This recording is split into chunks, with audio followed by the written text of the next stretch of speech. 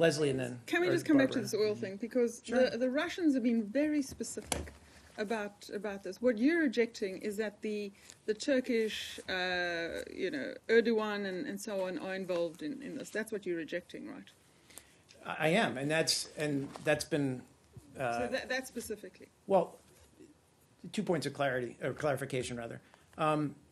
That has been a central argument that they've been making, for the past week or so, that the Turkish government is complicit in this smuggling.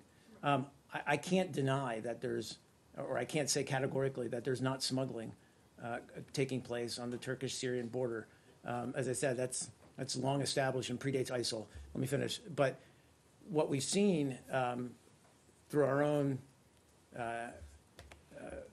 intelligence and sources is that a lot of that transaction takes place, as I said, at the wellhead or at the source, and it's then sold to smugglers, truck drivers, whatever, who then carry out whatever that network of smuggling is. The Russian. You can't. Yeah, the problem with this is that you say you categorically reject the allegations that the Russians have made, but I don't. Can you speak for all elements of the Turkish government? Are you able to, Matt? Are you able to say that there isn't anyone in the Turkish government who is not involved in the kind of thing that the Russians are accusing them of being involved in? We're confident that the Turks are strong partners in addressing this threat on their border, and they're working in conjunction with you. I can't categorically. I mean, I can't to a man say that some corrupt official and But what the allegations are, no, but Matt, what the allegations have been is that the Turkish government has that the Erdogan president, have been complicit in this, and that's not true. But you don't. But you can't. Can you speak for them, really? I mean, how are you so sure? We work very closely with the Turks. We've been in dialogue with them, discussions with them.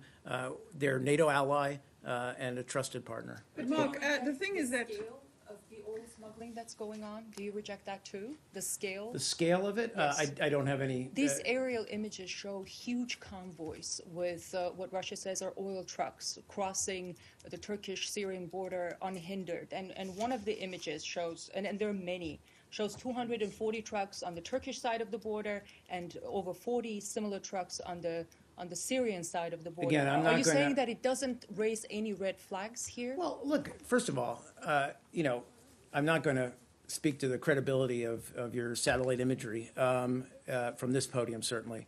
Secondly, no, we've never said that oil smuggling from ISIL is not a problem. What I'm trying to say is that there's no Turkish government complicity in some operation to buy illegal oil from ISIL. It's just we just don't believe that to be true in any way, shape, or form. There is smuggling that takes place across that border. That's one of the reasons why we're working with Turkey to seal that border.